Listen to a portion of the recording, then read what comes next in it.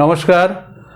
যে সমস্ত ছাত্রছাত্রীরা নতুন জ্যোতিষশাস্ত্র নিয়ে পড়াশোনা আরম্ভ করেছেন বা করব বলে মনস্থ করেছেন তাদের উদ্দেশ্যে বলি, যখনই আপনারা কোনো কিছু প্রেডিকশন করবেন, ছক ধরে বিচার করবেন, তখন আপনাদের প্রত্যেকটা জায়গায় ভাব ধরে ধরে বিচার করতে হবে।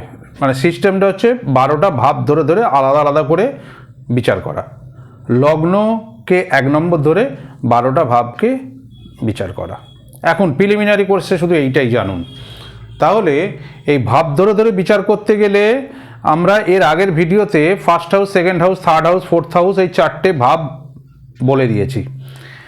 এখন পড়াবো সেটা হচ্ছে পঞ্চম হাউস অর্থাৎ ফিফথ হাউস অর্থাৎ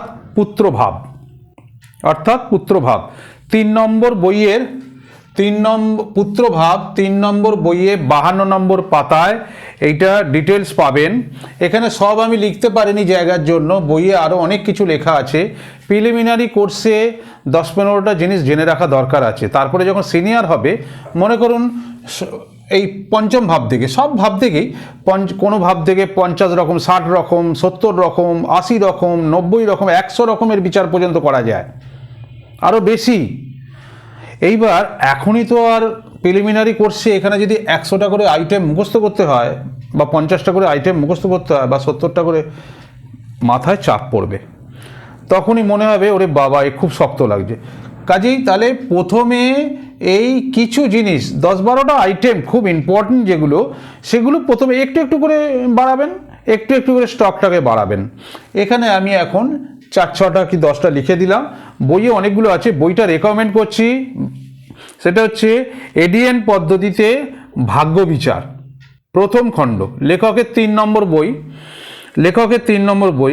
এটা দেবসূর্য পাবলিকেশন থেকে প্রকাশিত হয়। এই বইটা অতি অবশ্যই কালেক্ট করে নেবেন। এই বইটা কালেক্ট করতে গেলে যেটা সব থেকে সুবিধাজনক সেটা হচ্ছে আপনারা স্পিড পোস্টের মাধ্যমে নিয়ে নেবেন। সব থেকে ভালো সেটা হচ্ছে স্পিড পোস্টের মাধ্যমে কালেক্ট করে নেবেন। বইয়ের যা দাম, এই বইয়ের দাম হচ্ছে 310 টাকা। 25% ডিসকাউন্ট হয়ে যা বই নেবেন সব 25% ডিসকাউন্ট। সশরীরে যদি এখানে এসে নেন, আপনাদের ডেসক্রিপশন বক্সে লোকেশন দেওয়া থাকছে, তাহলে 25% ডিসকাউন্ট দিয়ে আপনারা বইগুলো নিয়ে যাবেন। যে বইটার যেরম দাম, এই বইটার কথা হচ্ছে বলে এই বইটা 310 টাকা দাম। 25% ডিসকাউন্ট করবেন, করে যেটা হবে সেইটা পে করতে হবে। তাহলে বই যদি আপনারা বাই পোস্টে নেন অর্থাৎ স্পিড পোস্টে নেন, তাহলে আপনার বাড়িতে পৌঁছে যাবে। এইবার কথা হচ্ছে স্পিড পোস্টের খরচাটা কিন্তু আপনাকে বহন করতে হবে। যদি এখানে এসে নেন তখন স্পিড পোস্টের খরচা লাগে না, তখন ডাইরেক্ট এসে ওই 25%, ঘরে বসেও 25%, এখানে এলেও 25% ডিসকাউন্ট পাবেন। খালি স্পিড পোস্টের মাধ্যমে নিলে খালি স্পিড পোস্টের খরচাটা দিতে হয়, আর এখান থেকে এসে নিয়ে গেলে সেইটা আর বহন করতে হয় না। দেবসূর্য পাবলিকেশন থেকে প্রকাশিত এই বই আপনারা এসে নিয়ে যেতে পারেন। লোকেশন ওখানে দেওয়াই আছে, গুগল সার্চ করলেই পেয়ে যাবেন। আচ্ছা দেখুন, এখন যেটা পড়ানো হচ্ছে পুত্রভাব, 3 নম্বর বইয়ে 52 নম্বর পাতায়। সবগুলো লিখতে পারিনি সেটা বললাম। পুত্রভাব দিয়ে কী কী বিচার করা হয়? সন্তানের বিচার করা হয়।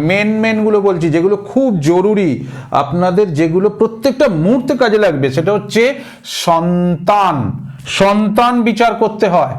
এই সন্তান সম্বন্ধে অনেক সময় ক্লায়েন্ট এসে আপনাকে জিজ্ঞেস করতেই পারে যে আমার সন্তান আছে কিনা, বা সন্তান ভাগ্য কেমন, বা সন্তান কবে হবে, বা সন্তান আদৌ হবে কি হবে না। অনেকে তো অনেক রকম প্রবলেম থাকে, সেগুলো এসে জানতে পারে। তখন কিন্তু আপনাকে মেন ভাব 5 নম্বর থেকে বিচার করতে হবে। তারপরে সাপোর্টিং ভাব আছে। এই মেন আর সাপোর্টিং কথাটা যে উল্লেখ করছি, এটার কথাটা কীরমভাবে, নতুন যারা ছাত্রছাত্রী তাদের মনে তো প্রশ্ন আসতে পারে যে মেন ভাব কেন কথাটা বলছেন। মেন ভাব হচ্ছে, যেমন ধরুন একটা গল্পের ছলে বোঝাচ্ছি। ধরুন একটা ফিল্ম দেখতে গেছেন, সিনেমা দেখতে গেছেন, বায়োস্কোপ যেটা আমরা সিনেমা বলি, এটা দেখতে গেছেন। এবার দেখতে গিয়ে কোনো একটা আর্টিস্টের নাম যেটা মনে করবেন, হ্যাঁ আমরা বাঙালি, আমরা বলবো যে উত্তম কুমারের বই দেখতে গেছি, ধরুন দেখছি।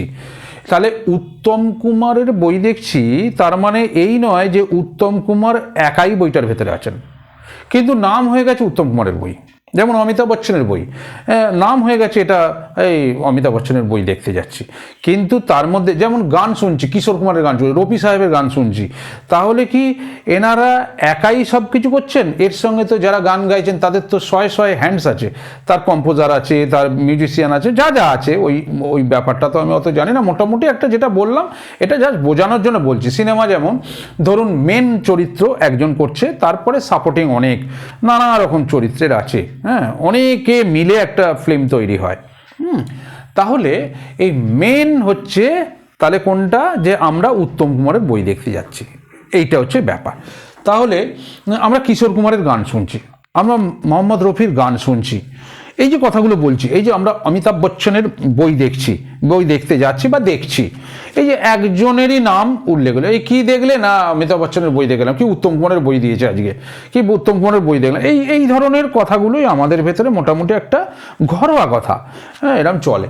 তো দেখুন সেখানে হচ্ছে তাহলে মেন চরিত্র হচ্ছে তার, সেই জন্য তার নামটাই ওখানে আসছে, কিন্তু একজন করছে না, ওখানে অন্তত শয়ে শয়ে লোক নিয়ে একটা ফিল্ম তৈরি হয়, একটা ফিল্ম শয়ে শয়ে লোক নিয়ে তৈরি হয়, কতজন চরিত্রে অভিনয় করে এক একটা এতে, তাহলে সেইগুলো হচ্ছে সাপোর্টিং, অর্থাৎ মেন চরিত্র যে সেগুলো ছাড়া বাকিগুলো সাপোর্টিং, অর্থাৎ তারা সাপোর্ট না করলে একটা জিনিসকে দাঁড় করানো যাবে না, এটাই মোদ্দা কথা বোঝাতে চাইছি। এবার দেখুন সাবজেক্টটাকে বোঝা নিয়ে দরকার, যেভাবে হোক একটা সহজ সাধ্য মানে সহজ করে যে যতটা পারছি বোঝাবার চেষ্টা করছি। এখানে দেখুন তাহলে মেন ভাব, যখন সন্তান বিচার করা হবে মেন তাহলে কোথায় হাত দেবেন, খুঁটি কোনটা, খুঁটিটা যে পুঁতবেন মেন সেটা হচ্ছে 5। এইবার সাপোর্টিং যা আসবে সেগুলো পরে যখন প্রেডিকশনে যাব তখন, এখন অত একসঙ্গে ঘেঁটে যাবে। তাহলে সন্তান বিচার করতে গেলে এখন খালি একটাই মাথায় রাখবেন, সন্তান বিচার করতে গেলে আপনাকে কোন ভাব দিয়ে করতে হবে যদি জিজ্ঞেস করা হয়, তাহলে আপনি বলবেন পঞ্চম ভাব থেকে। ওকে, এই রকমই একই রকমভাবে সবই মেধা, মেধা মানে যে বুদ্ধি, যখন হায়ার স্টাডি করা হয় তখন কিন্তু খুব মেধার প্রয়োজন হয়, তাহলে হায়ার স্টাডির মধ্যে একটা পার্ট তাহলে মেধাতে এলো। এবার দেখুন এই মেধা যখন বলবো যে মেধার বিচার করুন, তখন কিন্তু 5 নম্বর ঘরে প্রথম হাত দিতে হবে। এবার দেখুন উন্নতি, উন্নতি মানে সাকসেস, অনেকে জিজ্ঞেস করে না যে দেখুন তো আমার এটা সাকসেস হবে কিনা, এটাতে হাত দিচ্ছি বা এই কাজটা করতে যাচ্ছি সাকসেস হবে কিনা, জিজ্ঞেস করতেই পারে, তখন কিন্তু আপনার মেন জায়গা হচ্ছে এইখানে, এই সাকসেস উন্নতি। আচ্ছা প্রতিভা, মানুষের প্রতিভা থাকে না বিভিন্ন ব্যাপারে, এক একজন দেখবেন এক একটা ব্যাপারে খুব তাদের প্রতিভা থাকে, সেটা যা খুশি হতে পারে, এমনকি ঘরে যে মা কাকিমারা গৃহিণীরা রান্না করেন এটাও কিন্তু একটা প্রতিভার প্রয়োজন। ঘরে কাজ করে বলে এটা নয় যে সেটা কোনো মাইনে রাখে না, অফিস যাচ্ছে ব্যবসা করতে যাচ্ছে বা দোকান খুলছে বলেই সেইটাই মাইনে রাখে, সেটা না। আমার মনে হয়, এটা আমার ব্যক্তিগত মতামত, আমার মনে হয় বাইরের থেকে ঘরের কাজ বেশি কি বলবো মানে বেশি শক্ত, এটাই বলতে চাইছি। মানে অনেক কিছু বলা যায় কিন্তু বেশি শক্ত, যে একটা নির্দিষ্ট জায়গায় গিয়ে একটা কাজ করা আর একটা ঘরের কাজ শেষ হয় না। অফিসে তো একটা শুরু শেষ আছে, এই ঘরের কাজে কোনো শুরু শেষ নেই, সংসারের কাজে শুরু শেষ নেই। এটা আপনারা যারা সংসারী মানুষ তারা এটা খুব ভালো রকম বোঝেন বা জানেন। যাই হোক, এখানে হচ্ছে প্রতিভা, প্রেম, অনেকে জিজ্ঞেস করে দেখুন তো আমার এই প্রেমটা থাকবে কিনা, বা আমার দেখুন তো আমার মেয়ের বা ছেলের প্রেম করে বিবাহ হবে কিনা, দেখুন তো ওর প্রেম করে, বা এই যে কথা মানে প্রেম জাতীয় যাবতীয় যা কথা 5 কিন্তু মেন ভাব। এবার দেখুন দয়া, মানে দয়া মায়া যেটা আর কি। এবার দেখুন দান করা, মানে যেটা দান করা হয়। এবার দেখুন মন, পূজা, পেট, বিদ্যা, স্মৃতিশক্তি, ফাটকা আয়। ফাটকা আয় মানে অনুপার্জিত, মানে অনুপার্জিত কথাটা বলা ঠিক হবে না, মানে বিনা পরিশ্রমের আয়, বিনা পরিশ্রম, যেমন লটারির টিকিট, যেমন ব্যাংকের ইন্টারেস্ট, যেমন পোস্ট অফিসের ইন্টারেস্ট, যা খুশি বলেন না কেন, যেটা বিনা পরিশ্রমের টাকা, বাড়ি ভাড়া, এগুলো কিন্তু অনুপার্জিত অর্থের মধ্যে পড়ে। তার মধ্যেই ফাটকা এটা পড়ে, মনে করুন কোনো একটা জিনিসের দাম আজকে 10 টাকা আছে, সেটা 20 টাকা পাওয়ার কথা, হঠাৎ সেটা আপনি পেয়ে গেলেন 50 টাকা, এইটা বলতে চাইছি। তাহলে এই জিনিসগুলো সব বিচার করা হয় কোথা থেকে, 5 নম্বর ঘর থেকে, 5th হাউস, এগুলো আমরা বলতে অভ্যস্ত বলে ওই জন্য ফিফথ হাউস কথাটা বারবার এসে যাচ্ছে। ফিফথ হাউস থেকে 3 নম্বর বই 52 নম্বর পাতা, বারবার বলছি বই থাকলে আর পেজ টু পেজ বই যদি পড়ানো হয় কোম্পানির তরফ থেকে, আর বইটা যদি হাতে থাকে আর এই ভিডিও যদি দেখেন, একদম কংক্রিট, এই শাস্ত্র কংক্রিট শেখা হয়ে যাবে। আচ্ছা একটা কথা বলি, আপনারা যদি এতটুকু ভাবেন যে এই চ্যানেল খুব কার্যকরী বা উপকৃত হবে ছেলেমেয়েরা যারা ছাত্রছাত্রী, তাদের একটু প্লিজ আপনারা একটু শেয়ার করুন। প্রচুর শেয়ারের দরকার আছে, মানুষের জানার দরকার আছে যে